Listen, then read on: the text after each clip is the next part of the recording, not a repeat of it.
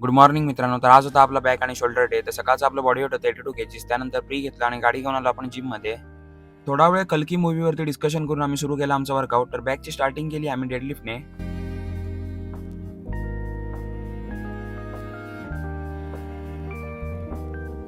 Next घेतला आम्ही मशीनवरती single and wide Roing.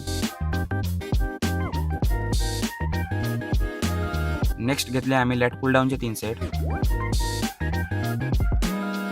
शोल्डरमध्ये dumbbell fly, dumbbell press आणि अपराइट रो मारून आम्ही आमचा वर्कआउट केला एंड.